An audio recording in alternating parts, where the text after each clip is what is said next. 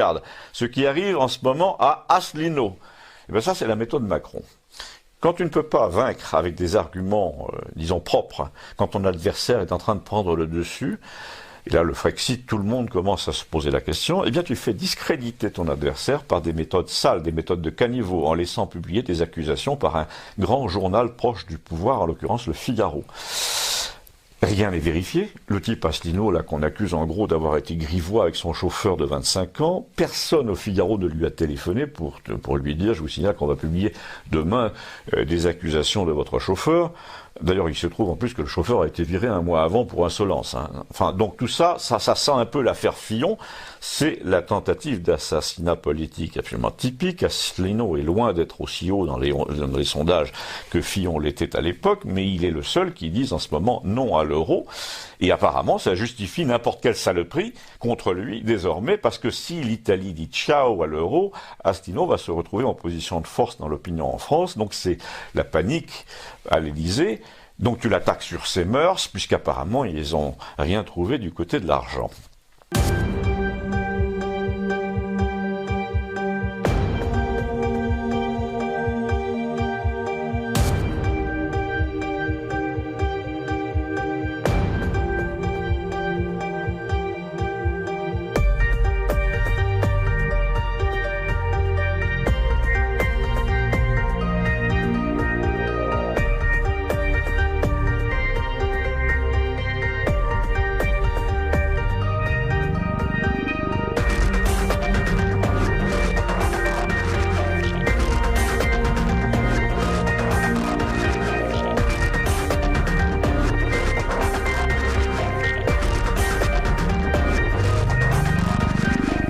Et là, tu découvres en fait que pratiquement tous les types qui ont accédé à un certain niveau en politique sont bisexuels. Ça veut dire quelque chose, c'est-à-dire qu'ils se font enculer, ils acceptent de se faire enculer, ce qui veut bien dire, dans toutes les acceptions du terme, que ce sont des soumis, que ce ne sont pas des vrais résistants. Il faut peut-être le comprendre comme ça. Et d'un seul coup, tu découvres effectivement Dupont-Aignan. On vient de me balancer Asselineau, là, tu vois. Alors, je confirme pas. Oui, on vient de me le balancer, là. Édouard Philippe, Macron, Édouard Philippe, tous. bisexuel, voilà, ils le sont tous. Donc, on a l'impression que c'est une des cases qu'il faut cocher pour avoir le droit d'accéder au niveau supérieur. Tu vois ce que je veux dire ? J'adore la case qu'il faut cocher, lol. Non, mais... Parce que s'ils mettent en place tout ce qu'ils ont prévu de mettre en place, ça va ruer dans les brancards. Ce qu'il faut espérer, c'est que comme ça va vraiment s'aggraver, qu'il y ait quand même des patriotes qui vont sortir des corps constitués, quoi. Des militaires, des flics, des professeurs d'université qui vont oser, tu vois, qu'à un moment donné, parce que ça les démange déjà, là. Ils sont pas... Tu vois, même le Onfray, là, il essaye un peu.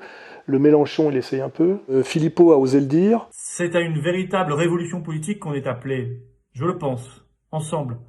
Non pas une simple alternance.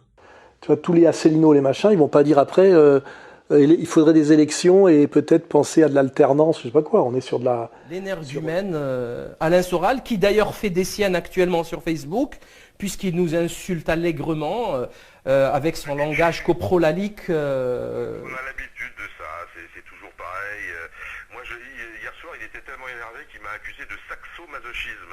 C'est une nouvelle perversion sexuelle qui vient d'inventer. Oui, alors moi, Soral, c'est un type que j'ai rencontré. Ben, j'explique tout ça dans la préface, bien sûr, mais j'ai rencontré en 2003, après une émission qu'il avait fait chez Patrick Buisson, avec Goldnadel. J'avais été assez enthousiaste, il faut reconnaître, je l'avais trouvé très bon. Et puis, en le voyant de près, en le côtoyant, j'ai été amené à porter un jugement un peu plus critique sur le personnage. Je me suis aperçu qu'il connaissait par exemple Goldnadel, il avait fait ce fameux débat chez Buisson avec Goldnadel où j'avais trouvé très bon, et puis il me dit qu'il le connaît, qu'il le fréquente, qu'ils vont au bistrot ensemble, ce qu'il vient d'ailleurs de confirmer dans sa dernière vidéo du dimanche à 2 euros, ça vaut pas plus, où il dit qu'en 2004 il a organisé à Montparnasse avec Marine Le Pen un dîner avec donc Gilles-William Goldnadel, qui est tout de même l'avocat de la LDJ et donc le représentant du Likoud en France, les sionistes d'extrême droite. Voilà, alors j'ai un peu compris qui était ce bonhomme. Il a voulu que je participe à son aventure. Je ne l'ai jamais réellement fait. J'ai fait quelques opérations avec lui. Je peux quand même révéler quelque chose ici, c'est que je l'ai présenté à Emmanuel Ratier, qui l'a présenté à Châtillon, qui l'a présenté à Jean-Marie Le Pen. Ça s'est passé de la manière suivante. J'avais rencontré donc Soral, on était en discussion, il voulait monter une association, soi-disant robespierriste, révolutionnaire, etc. J'étais déjà ami d'Emmanuel Ratier, mon défunt ami Emmanuel Ratier, hein, et depuis 30 ans. Et je lui ai dit, tiens, je côtoie un type qui est un peu fou, mais bon, peut-être on peut en faire quelque chose. Et puis il m'a répondu par mail, hein. Je possède bien sûr tous ces mails, j'ai toutes les preuves de tout ce que j'avance. Et il m'a répondu, le vieux aime bien les dingues, il est capable d'en faire un député européen, présente-le-moi. Et du coup, il a fait chez lui un dîner avec donc Frédéric Chatillon, Anne Benoît, etc.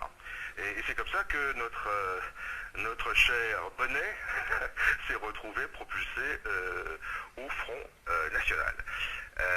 Alors moi, j'ai essayé de le mettre en garde tout de suite, parce que j'étais passé par le Front, moi je savais ce que c'était, j'y étais allé en 87-88, j'avais claqué la porte. Je savais que le Front National était un parti qui n'avait jamais été antisioniste. Soral, qui se prétendait antisioniste basique, fondamental, rabique, allait avoir des problèmes, parce que Jean-Marie Le Pen lui-même n'a jamais été antisioniste. Il a été asioniste, parfois. Il s'est parfois levé contre l'État d'Israël. Enfin, il n'a jamais milité contre Israël en particulier. Et même, il s'en est fort rapproché, ce que je raconte dans mon livre Jean-Marie Marine et les Juifs. Et Marine elle-même, je la connaissais bien sûr, j'avais fait sa rencontre en 2001, j'avais déjà vu qu'elle fréquentait Zemmour et compagnie à Trinité-sur-Mer. Je vous ai vu, je vous suis sur Twitter depuis peut-être 3-4 mois, je savais pas que vous étiez sur Twitter, et alors j'ai vu débarquer des torrents d'insultes à propos de l'UPR et Asselineau, mais qu'est-ce qui s'est passé avec Asselineau? Qu'est-ce que c'est que cette histoire? Comment vous vous retrouvez à friter avec Asselineau et l'UPR? C'est pas des insultes. Oui. C'est des constats. Oui. Nuance. Mais qu'est-ce qui s'est passé fondamentalement? Parce que pourquoi d'un coup les gens de l'UPR se mettent à vous traiter de tous les noms parce qu'ils sont pas contents? Parce que c'est ce qui s'est passé sur Twitter. Les gens sont pas contents, les gens de l'UPR. Je les emmerde.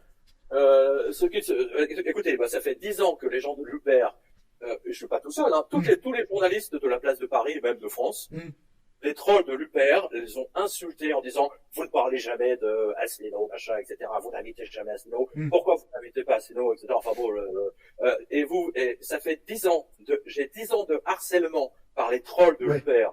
Hein, ils sont 10 et ils utilisent à peu près une centaine d'identités. D'accord.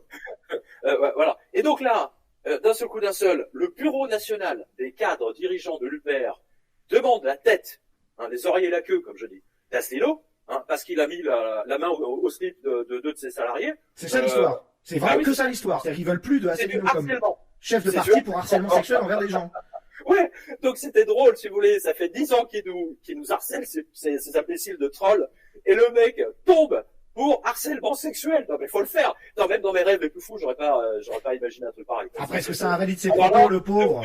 Là, c'est vraiment pour mettre dans la gueule des gens qui vous ont fait chier, quoi. C'est vraiment juste pour les trolls de l'UPR. Attends, mais 10 ans d'harcèlement. Attends, j'ai pris 48 heures pour le passer au C'est vrai, c'est pas grand chose. Ça va, hein, ils réagissent mal, c'est vrai que c'est dur. Et là où c'est intéressant, c'est que justement, tous ces crétins de l'UPR, c'est des trolls, hein, que vous avez vu, hein.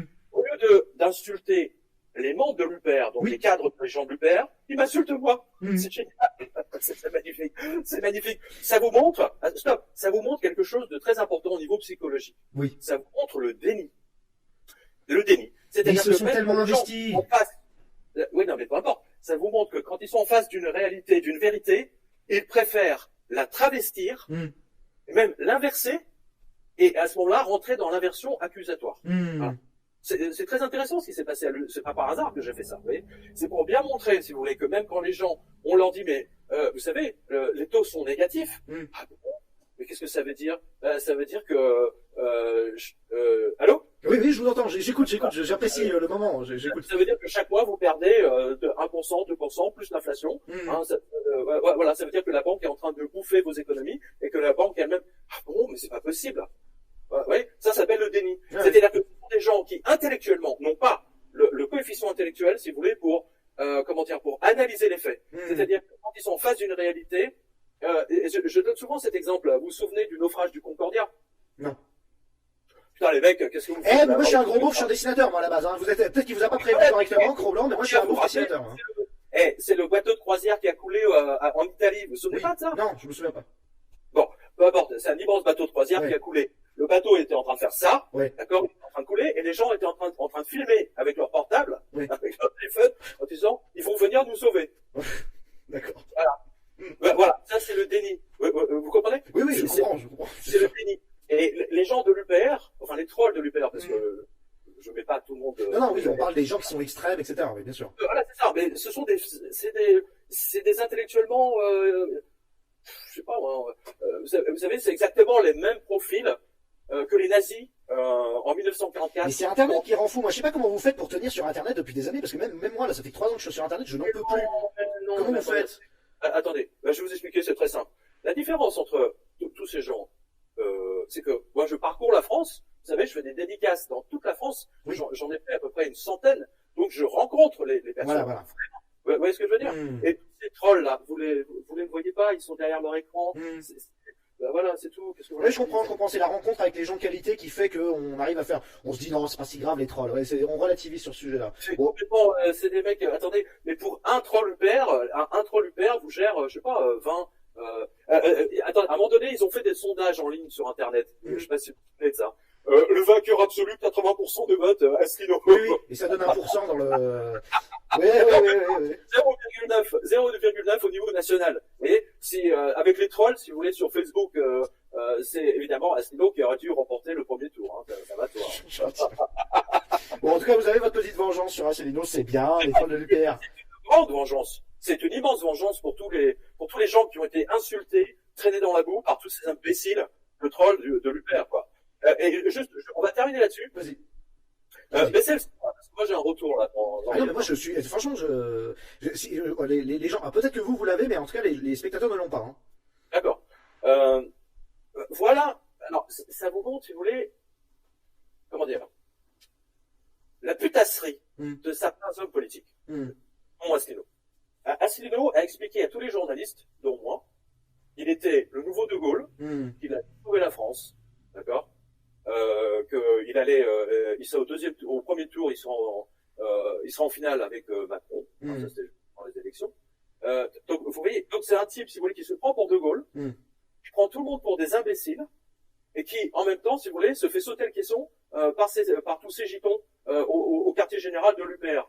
Pardonnez-moi, mais il y a un putain de problème. Parce que De Gaulle, je le vois mal en train de toucher la braguette de ses collaborateurs. Mais après, vous voyez, là on parle de Gaulle, mais vous avez une impression qu'en politique française, il y a moyen de rattraper la mise, de trouver quelqu'un, enfin, en termes républicains, c'est quoi la solution? Parce qu'il y a plus de profil. Les partis politiques sont morts, c'est fini, c'est terminé. Et alors, l'UPR, qui était le dernier rempart de 0,9%, bah, vous voyez, il est mort aussi, terminé. Ouais, parce que selon, en plus, si on suit vos actualités. Un parti politique qui se bouge. Il y a que la France Insoumise qui sort grâce à Adrien, j'arrive jamais à prononcer, 4 ou 4 sens, à prononcer son nom, qu'on me pardonne. Voilà. Il y a que France Insoumise qui se bouge. Les autres non. C'est fini.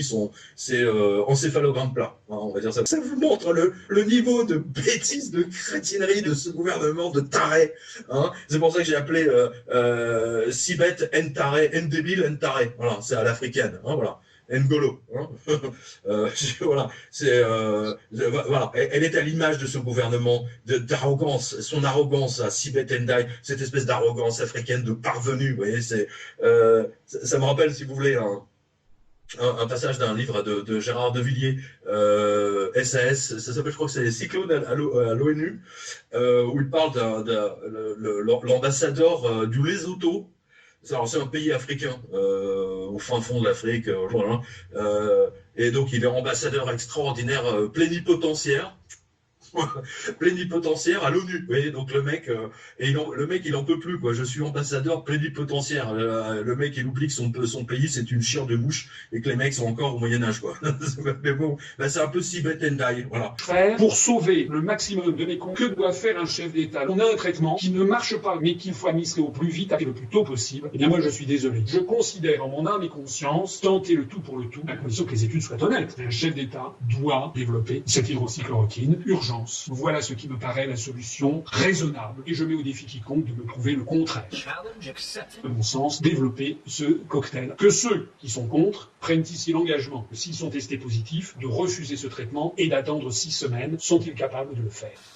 Challenge accepted. Excusez-moi encore une fois pour la mauvaise qualité et qui défie l'entendement de désorganisation des responsabilités des chefs d'État. Restez con le maximum possible et vive la France. Voilà, donc je vais même pas me fatiguer à répondre à ces conneries. La question, c'est pas de savoir s'il y a un intérêt ou un complot pour promouvoir le lopinavir plutôt que la chloroquine pour des histoires de thunes. C'est simplement de savoir si l'un, l'autre, les deux ou aucun de ces traitements a démontré la moindre efficacité qui justifierait qu'on y recourt comme traitement. Et la réponse est non pour les deux, indépendamment des intérêts en jeu, indépendamment du prix et indépendamment de quoi que ce soit d'autre que les données dont on dispose. On n'autorise ni l'un ni l'autre en l'absence d'études suffisamment fiables pour savoir ce qu'on fait. Et c'est précisément l'euphorie irresponsable générée par les fausses promesses de Raoult sur la chloroquine qui ont permis au départ à la chloroquine d'obtenir une dérogation. Puis la brèche étant ouverte, le lopinavir s'y est facilement engouffré. C'est cette dérogation qui a ouvert la boîte de Pandore.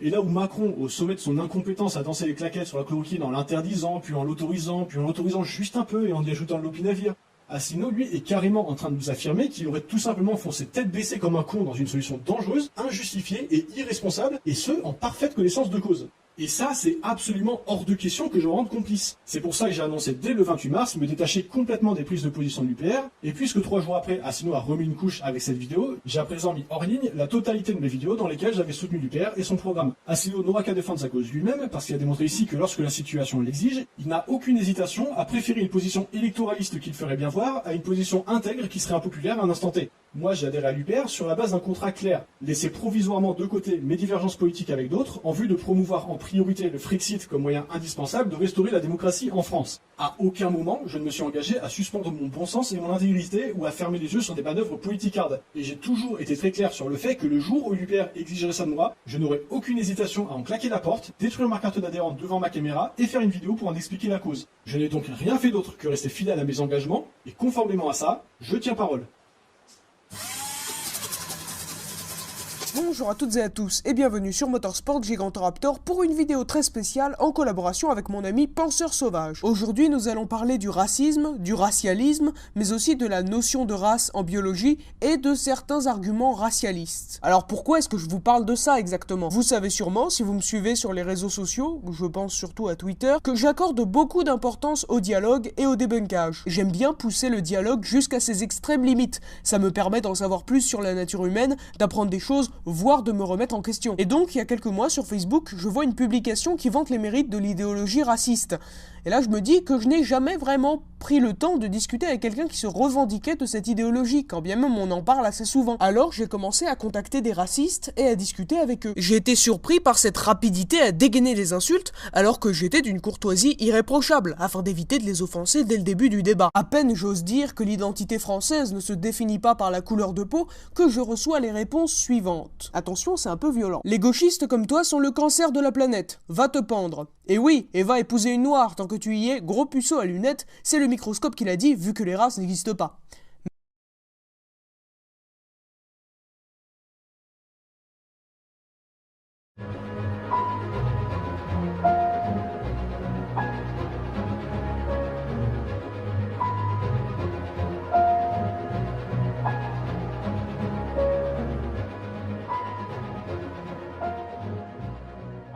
Le combat pour l'éducation populaire est plus que jamais d'actualité. Pas besoin de donner des détails. Et mes amis et moi avons envie de continuer le combat sous la forme d'une revue. Il s'agit de réunir les souverainistes des deux bords. Il y a effectivement une ligne de fracture entre ceux qui défendent l'État maastrichtien, de droite et de gauche, ce sont les libéraux, et ceux qui défendent un retour de la politique française et qui sont des souverainistes de droite et de gauche. Nous allons créer une revue qui va nous permettre de réunir les souverainistes des deux bords pour que nous puissions penser les grandes questions, que ce soit la question de l'État profond, de l'illibéralisme, comme on dit. Y a-t-il des choses à faire? Que peut-on proposer? La question de la monnaie, de l'euro, etc. Nous voudrions penser les grandes questions de notre époque et nous sommes une équipe et nous repartons dans l'aventure d'une éducation populaire avec un support qui est différent et qui est nouveau. Et là, je vais te laisser nous en parler puisqu'il s'agit d'une revue. Cette revue, elle s'appellera Front Populaire, elle est trimestrielle et nous comptons sur vous pour vous préinscrire, pour nous accompagner et nous soutenir dans cette nouvelle aventure que nous souhaitons la plus ambitieuse possible. Alors venez, rejoignez-nous. Front Populaire vous donnera des informations sur l'avancée des travaux, tout simplement, car avec Michel, nous allons vous tenir au courant de tout ce qui va se passer et des contributeurs qui vont participer à cette nouvelle aventure éditoriale.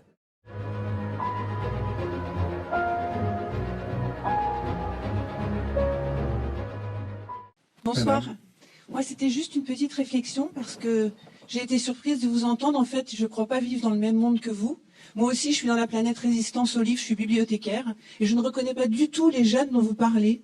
Moi, je prête Les Misérables couramment à des jeunes qui aiment le lire, qui le comprennent, qui ne sont pas des abrutis, qui n'ont pas 10 secondes de concentration. Je raconte des histoires tous les jours à des petits-enfants de 6 mois à 5 ans et qui comprennent absolument tout ce qu'on leur raconte et qui n'ont pas 3 secondes de concentration. Je pense que c'est bien que l'université populaire soit nomade pour qu'il y ait des rencontres et que ça soit peut-être pas que des gens comme nous, mais vraiment enfin, je sais pas, je comprends pas ce que vous me racontez là. Pas du tout, hein. C'est d'une noirceur, je ne sais pas où on est là. Alors il y a des choses à faire. Moi je lutte pour que chaque jour je donne l'envie de découvrir, de connaître, d'accéder aux connaissances. Mais ne dites pas que ça y est, tout est fini, que plus personne ne lit, plus personne n'écrit. Je vois des gamins cachés dans la bibliothèque écrire comme des malades, comme ça a toujours dû exister, ni plus ni moins. Alors oui, bien sûr qu'il y a les médias, mais les médias, faut pas les écouter aussi. Les médias, enfin, ce que je comprends pas, parce que moi j'ai fermé ma télé depuis longtemps, je lis certaines presses, je vous entends raconter des caricatures plutôt de presse, justement, dire qu'un enfant ne sait plus tenir son crayon, enfin, peut-être que ça arrive, mais enfin, moi je reçois des classes tous les jours, ils savent tenir leur crayon, je vous rassure, hein. Alors madame, est-ce que vous savez qu'en dehors de votre bibliothèque, le monde existe? Vous avez souvent utilisé à l'oral comme à l'écrit l'expression empire maastrichtien. À votre place, il y a quelques semaines, M. Régis Debray nous parlait du processus de vassalisation de la France, mais des autres pays d'Europe, par les États-Unis. Votre parole, M. Onfray, est capable de percer les murs de l'omerta médiatique. Pourquoi est-ce que vous ne mentionnez jamais l'existence du seul mouvement français, du seul mouvement politique français, du seul homme politique français qui défend un véritable mouvement de libération nationale? Il faut me dire lequel. Monsieur Asselineau. Ah, voilà. Il y a toujours dans une conférence un défenseur de Monsieur Asselineau. Et c'est bien d'ailleurs, je ne sais pas comment il fonctionne, mais je veux dire, il a du monde partout, il a très peu d'électeurs, mais il y a toujours quelqu'un qui me dit, mais alors Asselineau, vous n'en parlez pas, etc. Alors j'en ai beaucoup mal parlé, parce que je ne savais pas ce qu'il disait véritablement, j'avais des bouts, des fragments, des choses comme ça, etc. Il se fait que, grâce à des personnes comme vous, qui à chaque fois me rappelaient que je ne parlais pas de Monsieur Asselineau, un jour je me suis dit, je vais voir ce que dit ce monsieur. Et c'est très bien. Et moi j'aime beaucoup ce qu'il dit, et de fait je me suis dit, voilà quelqu'un qui, parce qu'il dit des choses justes, dans tout ce que j'ai entendu de lui, je n'ai pas trouvé de choses à redire, vraiment. Et parfois, je l'ai écouté longuement, j'ai écouté des enregistrements qui pouvaient durer une bonne heure, mais avec un réel intérêt, avec un réel plaisir, en me disant, c'est vrai que je souscris à tout ça. Alors, les propos d'Éric Zemmour sont condamnables et exploitables, on est bien d'accord. À la fois, les propos d'Éric Zemmour sont condamnables en justice pour incitation à la haine, et à la fois, la chaîne, C8 et le producteur peuvent se retourner contre Absatoussi pour avoir diffusé sans l'autorisation les images de la chaîne. Et alors, quand vous avez vu les images, vous avez pensé quoi de cette séquence, honnêtement, Christine? Quand j'ai vu les images, je vous dis très sincèrement que j'aurais été membre du CSA, que j'aurais condamné la chaîne immédiatement, sanctionnée pour incitation à la haine. Avec ce qui a été laissé? Pas avec ce qui a été laissé, avec ce qui n'a pas été diffusé. Il n'y a pas de débat. Donc il n'y a pas de débat, il n'y a pas de débat. Après, la question qu'on peut se poser, et là qui a été un peu soulevée, c'est-à-dire est-ce que, et là il faut regarder toute l'émission, lorsqu'on invite Éric Zemmour, on sait qu'on prend des risques. Est-ce que là, il y a eu un répondant? Est-ce que là, l'animateur, comme sur tous les plateaux il est passé aujourd'hui, est-ce que l'animateur est le pendant? Est-ce que l'animateur va contre, dans l'opposition? On ne peut pas laisser Éric Zemmour tout dire. On sait que c'est un polémiste et le CSA va regarder tout ce qui est diffusé surtout sur toutes les chaînes en ce moment pour voir est-ce que l'animateur ou le journaliste qui le reçoit fait son travail. Christine, je vais juste vous donner une phrase. D'accord, c'est Zemmour qui parle dans la phrase qui a été coupée. Mademoiselle, c'est votre prénom qui est une insulte à la France. Donc ça, moi, je suis extrêmement choqué. Je trouve, monsieur, je vous le dis respectueusement, que votre attitude, elle est indigne. Et c'est le tirer du sang aussi. Vous jetez en pâture votre chroniqueuse. Vous ne soutenez pas vos équipes. Cyril Hanouna, lui, qui est derrière nous, il n'aurait jamais fait ça. Vous la laissez toute seule. Elle est meurtrie. Absatoussi, elle est meurtrie. C'est une femme brisée aujourd'hui. Et vous la laissez en pleine nature. Vous la cassez. Nous avons toujours été de son côté. Là, vous ne l'êtes pas. Vous faites semblant de dire, elle répond pas. On peut pas excuser non plus tout. Enfin, franchement, excusez-moi, mais en l'occurrence, Absatou, on est de son côté. La meilleure preuve, c'est qu'on coupe cette séquence qui nous... Elle voulait qu'on la diffuse, la séquence. Vous saviez qu'elle allait la diffuser? Non, pas du tout. C'est du n'importe quoi, c'est pas vrai. Allez, vous la laissez en pleine nature, monsieur. C'est indigne. Je lui ai envoyé, tiens, tu veux savoir... Vous cédez à la haine, c'est trop facile. Trois messages aujourd'hui en lui demandant tu viens bien jeudi. Mais pour que vous la fracassiez en donnant le montant de ses impôts, elle va pas vous répondre. Est-ce que Absatou peut comprendre qu'à la fois on peut être d'accord avec elle et ne pas lui laisser faire n'importe quoi? Mais condamnez-les-vous, alors condamnez-le. Mais qu'est-ce mais qu'est-ce que je peux dire de plus que le fait que... c'est pas Zemmour, le problème, j'ai c'est même qu'on a traité coupé cette séquence, c'est bien que je trouve qu'elle est scandaleuse. Enfin, Gilles, c'est pas la peine de faire le numéro pesqué. C'est pas le numéro pesqué, parce que je n'ai rien à me reprocher et j'ai fait mon travail de producteur. Et toi, tu fais juste là des cascades pour faire du buzz. Tu sais très bien que nous avons fait notre travail. Alors, c'est sérieux. Stéphane, ça va au-delà de la séquence. En parallèle, où Éric Zemmour, sur LCI, a tenté de se dédouaner et de minimiser les propos qu'il a tenus sur le plateau des Terriens du samedi. Tout simplement. Ce qui a provoqué la colère d'Absatou et la diffusion au SNL. J'en suis comptable, moi, de ça. Tu vois ce que je veux dire? Je ne suis pas comptable des propos d'Éric Zemmour, sauf s'il les tient dans mon émission. S'il les tient dans d'autres émissions, je ne peux rien faire. En revanche, moi, ce que je peux te dire, c'est qu'Absatou, je n'ai cessé de lui dire, tu es la bienvenue dans l'émission, et qu'il y a un moment, si elle ne veut plus venir dans l'émission, c'est un cas de conscience pour elle. C'est vous qui voulez la virer. C'est vous qui voulez la virer. Je te le dis, elle est la bienvenue. Maintenant, je pense sincèrement que dans l'intérêt de tout le monde, je pense qu'il faut que les esprits s'apaisent. Ils prennent un tout petit peu le temps de se reparler, de discuter et de préparer l'émission. On oublie quand même quelque chose d'essentiel. L'émission, elle est après-demain et on n'a pas commencé à bosser. On oublie quand même quelque chose d'essentiel dans ce débat, quand même, c'est l'état physique et l'état mental d'Absatoussi. J'ai eu son clan qui m'a raconté qu'elle était dévastée, en fait. Et là, je pense que même quand on est comme ça, on oublie que c'est une femme meurtrie. C'est une femme meurtrie qui a été humiliée. Il n'y a pas de mots pour dire qu'on puisse comprendre ce qu'elle vit, on puisse être blessé dans sa communication, c'est pas une blessé par les propos de Zemmour. Je peux l'entendre parfaitement, mais nous avons fait notre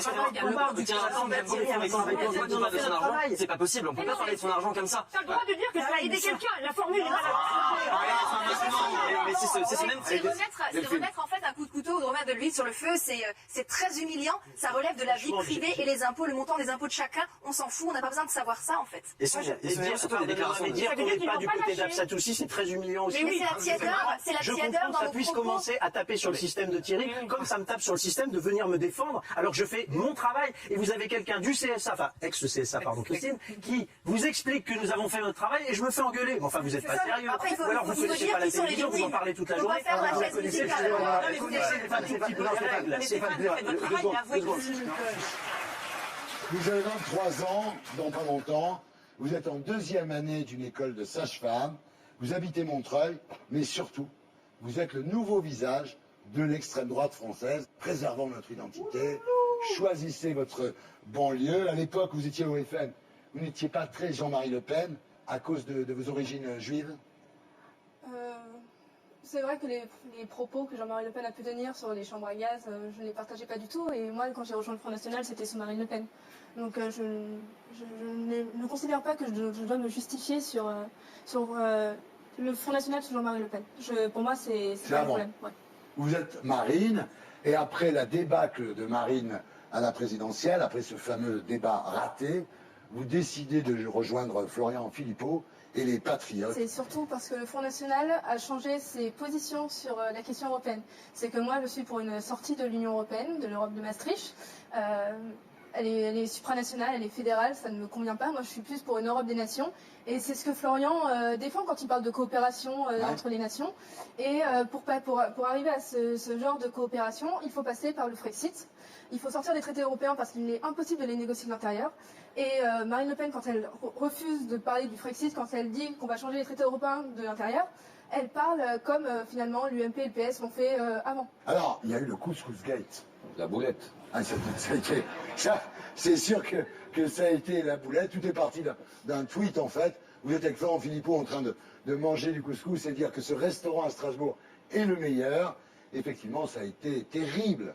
Ça a suscité la haine de la fachosphère. Et Philippot s'est rebellé contre tant de stupidité, en fait. Oui, c'est vrai que les réactions qu'il y a eu suite à ce tweet ont été assez impressionnantes. C'est qu'à entendre les gens, il fallait, on est à Strasbourg, donc il faut manger de la choucroute toute la journée, alors que bon, tout le monde mange différents plats. Le couscous, c'est un plat comme un autre, c'est un des plats préférés des Français. Et enfin, c'est vrai, tout le monde aime le couscous en France, bien sûr.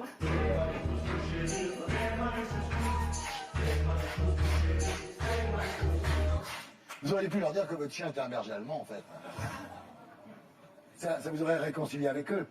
Et qui s'appelle Adolphe. C'est un peu glissé, le berger allemand, quand on est à l'extrême droite, mais bon, manquerait plus que votre copain s'appelle Laval. Non, mais son copain s'appelle vraiment Laval. Non mais c'est dingue. Alors déjà, je ne me considère pas d'extrême droite. Moi, je suis une grande défenseuse de la démocratie et l'extrême droite, par définition, c'est des régimes totalitaires, des régimes antidémocratiques qui oppriment leur peuple. Moi, je suis au contraire pour rendre sa liberté au peuple. Donc, je ne me considère absolument pas d'extrême droite et j'aimerais bien qu'on ne me mette pas dans cette catégorie. Quant au berger allemand et au nom de mon copain, déjà, on ne choisit pas son nom. Bah oui, c'est comme Marion Maréchal, elle a enlevé le Pen. Mais il reste Maréchal quand même. Et pour le berger allemand, j'adore cette race de chien et j'adore mon chien et il s'appelle Nietzsche. Il y a l'extrême droite, il y a l'extrême gauche. En Italie, ils bossent ensemble. Pourquoi vous ne bossez pas ensemble? Mais parce que, cher Thierry, le mouvement 5 étoiles, par exemple, c'est pas comparable à ce que est la France insoumise, par exemple. Parce que nous, on représente un courant républicain, écologique, humaniste, qui croit profondément à la Déclaration des droits de l'homme, que les hommes naissent, demeurent libres et égaux en droit, qui ne passe pas son temps à diviser le peuple français, etc. Ce qu'on représente. Voilà, nous, après, on aime ou on n'aime pas, mais c'est ça. Comparer ça à Marine Le Pen, je mets de côté Philippot, parce que je veux pas manquer de respect à un autre invité, mais enfin, Philippot, c'est le maigret de Jean-Marie Le Pen, c'est fini. C'est vrai que pour l'instant, on a des scores modestes, mais on n'a que 6 mois d'existence, on n'a pas encore fait de réelles élections. De quelqu'un que je viens de voir là sur Twitter, qui nous dit « Marion, nos espoirs reposent sur vous à l'avenir. Il faudra que vous preniez vos responsabilités le moment venu. » C'est un retour en politique que vous envisagez ou pas? Moi, écoutez, j'ai toujours été très claire là-dessus. J'interviens aujourd'hui, vous l'avez dit, en tant que directrice d'une école de sciences politiques qui pose la question de la formation des élites et donc forcément de leurs compétences et des solutions d'avenir, hein, puisqu'on va même développer un centre de recherche et d'analyse. Donc, c'est à ce titre que j'interviens aujourd'hui. Bon, je pense que ce commentateur n'est pas dupe et vous non plus. Moi, je suis passionnée par la chose politique. Je suis surtout passionnée par mon pays. Donc, évidemment, quand il traverse une crise telle que celle-ci, ça ne me laisse pas indifférente. Et une fois de plus, je n'ai pas d'ambition politique à court terme, moyen terme, mais je le répète, je ne renoncerai pas, je pense, définitivement à la politique, mais vous dire quand, comment, aujourd'hui, c'est pas à l'ordre du jour. Mais merci à cet auditeur pour la confiance qu'il me témoigne, en tout cas. Mais si des circonstances exceptionnelles venaient à se produire, on y est, hein, dans ce cas-là. Est-ce que vous pourriez revenir sur cette décision donc d'avoir quitté donc la politique et d'être peut-être candidate à une future échéance, notamment présidentielle, hein. Beaucoup de personnes font des espoirs en vous, donc votre parole est attendue là-dessus. J'ai l'impression que vous me présentez un peu comme le père de la nation qui va être appelé en cas de crise. Voilà, je vous dis, moi, je suis pas le général de Gaulle non plus. J'attends pas à ce qu'on m'appelle en dernier, pas du tout. Et puis là, c'est impossible de répondre à votre question parce que en accumulant les si, tout est évidemment envisageable. Moi, ce que je crois en revanche sur la question, l'environnement politique, c'est qu'aujourd'hui, rien n'est écrit. Je parle pas pour moi, mais ce dont je suis convaincue, c'est que cette crise va rebattre les cartes. Elle va accélérer le processus de recomposition. Dans quel sens exactement, je ne saurais pas vous le dire. Ce qui est sûr, c'est qu'on n'est pas à l'abri de voir maintenant des nouvelles têtes. Exactement, des mouvements sociaux aussi qui mettent des pressions suffisantes peut-être pour que des gouvernements parfois ne puissent pas se représenter, on ne sait pas. Des acteurs qui émergent de manière assez spectaculaire, puisque maintenant c'est vrai qu'à l'heure du numérique, on peut se faire une notoriété assez rapidement. Je parlais de Lafayette comme exemple, je pense pas à lui évidemment pour un engagement politique, mais un homme comme Didier Raoult, en quelques semaines, il a des centaines de milliers de personnes qui le suivent, qui l'ont découvert. Donc voilà, on a vu en Italie par exemple, si on devait, même si comparaison n'est pas raison certes, mais on a vu des partis comme 5 étoiles en quelques mois arriver aux affaires. Donc tout ce que je peux vous dire en tout cas, c'est que pour moi rien n'est joué dans un sens ou dans l'autre, ça me paraît être une évidence. Voilà, après si un jour une opportunité se présente et que j'en ai l'envie et que je considère que l'ICEP est suffisamment sur les rails, voilà, pourquoi pas, mais ça n'est pas du tout à l'ordre du jour. Donc vous nous dites aujourd'hui sur Sud Radio, en effet, que si l'ICEP est sur les rails, que les circonstances exceptionnelles puissent vous appeler à ce destin, vous pourriez revenir sur votre décision et peut-être vous réengager en politique. Je ne parle pas de destin, il n'est pas question de destin ici. On peut passer 10 minutes là-dessus si vous voulez, je ne suis pas sûre que ça. Non, mais c'est intéressant parce qu'en effet, vous savez bien, Marion Maréchal, vous savez bien. C'est une question que si à un moment donné, j'ai envie de me réengager parce que c'est le moment, parce que moi, si vous voulez, j'ai quitté la politique pour une raison simple, c'est aussi que je voulais me frotter à l'entrepreneuriat. Je suis devenue, vous l'avez rappelé, j'ai été députée très jeune, donc je ne voulais pas avoir comme expérience la plus jeune d'ailleurs électorale. Donc à partir de là, je pense ne pas être allé au bout de cette expérience. Donc pour l'instant, moi j'aborde les choses très sereinement et j'essaie aujourd'hui de contribuer, notamment par votre invitation, à apporter un regard, peut-être des solutions, des alertes. Et si un jour je me réinvestis en politique, j'irai au-delà de ça, mais pour l'instant je peux pas vous donner une date, un moment. J'ai pas de stratégie à 10 bandes sur 20 ans, j'en suis désolée, mais bon. Mais vous ne pensez pas que l'absence, par exemple, d'un appareil pour vous soutenir, d'un appareil politique, aujourd'hui, c'est ce que vous dites qu'on peut réussir très rapidement. On l'avait vu d'ailleurs avec La République En Marche, qui s'est créée finalement assez rapidement. Vous pensez qu'on peut arriver au pouvoir avec l'absence d'un appareil derrière soi? je ne sais pas si on peut arriver en l'absence d'un appareil. En tout cas, on peut créer des appareils de manière assez spectaculaire. C'est vrai qu'on l'a vu, je vous le dis, on l'a vu en Italie, on a vu des recompositions politiques qui étaient extrêmement rapides. Et moi, je pense que les circonstances, si vous voulez, vont accélérer cela. Pourquoi? Je l'ai dit tout à l'heure, parce que l'ancien monde ne va pas se remettre en question. Mais attendez, pour être sûr de bien vous comprendre, Marion Maréchal, vous êtes pour quitter l'Union européenne? Non, je finis juste le raisonnement pour vous dire que si Emmanuel Macron nous parle de souveraineté européenne, il faut qu'il en assume les conséquences et il faut qu'il aille au bout du raisonnement. Et le problème aujourd'hui, c'est que la France, malheureusement, fait partie des pays demandeurs de cette crise, fait partie des pays en difficulté. Donc imaginez que le président français puisse infléchir la politique de l'Union européenne dans le sens de ce dont je viens de vous parler, à savoir la protection, par exemple, des marchés de la concurrence déloyale. Ça m'apparaît parfaitement utopique parce que la France a un problème de crédibilité et c'est elle qui a besoin en premier lieu de l'aide de l'Union européenne. Donc c'est vrai que ce qui m'inquiète, si vous voulez, c'est que dire aujourd'hui aux Français alors même qu'on voit bien que la question est d'abord celle de l'indépendance de l'État-nation et de la diversité de son économie, elle a expliqué aux Français qu'en fait on va renforcer l'État européen. Je ne suis pas sûr que ce soit une bonne solution. Je vous réponds sur la question que vous venez de me poser. Je ne suis pas pour que la France sorte de l'Union européenne.